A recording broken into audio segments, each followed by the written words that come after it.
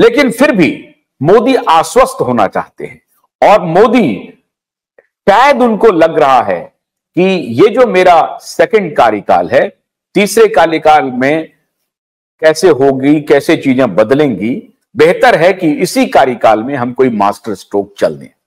और वो master stroke क्या हो सकता है?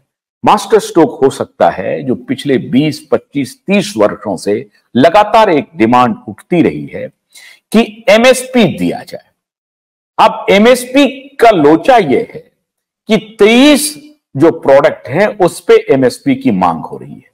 उसमें धान है, गेहूं है, मकई है, ज्वार है, बाजरा है, ईख है, कपास है, उधर दलहन में चना है, मूंग है, अरहर है, इन सारी चीजों पर एमएसपी मांगा जा रहा है। तो ये 23 जो फार्मिंग प्रोडक्ट हैं, जो उत्पाद हैं, उस पे किसान एमएसपी चाहते हैं और एमएसपी को लीगलाइज करवाना चाहते हैं। एमएसपी के बारे में बहुत सारी भ्रांतियां हैं। बहुत सारे लोग कहते हैं कि एमएसपी किसान के लिए घातक होने वाला है, इसे ओपन मार्केट में होना चाहिए। अभी तक सरकार क्या करती रही है? सरकार यह करती रही है कि एमएसपी के नाम पर सिर्फ 2 प्रोडक्ट, जो 2 उत्पाद है, जो किसानी उत्पाद है, जिसमें धान और गेहूं, इसका प्रोक्योरमेंट करती है, इसको एमएसपी पे खरीदती है, मिनिमम सपोर्ट प्राइस पे खरीदती है। ये क्यों खरीदती है? क्योंकि सरकार इसको खरीद करके लोगों को जो पीडीएस है, पब्लिक डिस्ट्रीब्यूशन सिस्टम के माध्यम से कम कीमत पे और बहुत हद तक फ्री में, अभी तो 80 करोड़ लोगों को, 22.5 करोड़ से 23 करोड़ से ज्यादा परिवारों को सरकार मुफ्त में अनाज वितरण कर रही है। उसमें चावल भी है, गेहूं भी है और दलहन भी है। अब ये जो डिस्ट्रीब्यूशन हो रहा है, ये डिस्ट्रीब्यूशन होगा कैसे?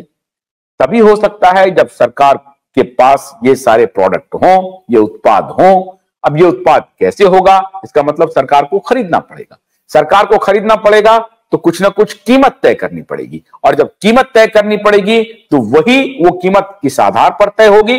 तो जो कॉस्ट ऑफ प्रोडक्शन है, उस कॉस्ट ऑफ प्रोडक्शन से नीचे उसकी कीमत जा नहीं सकती है।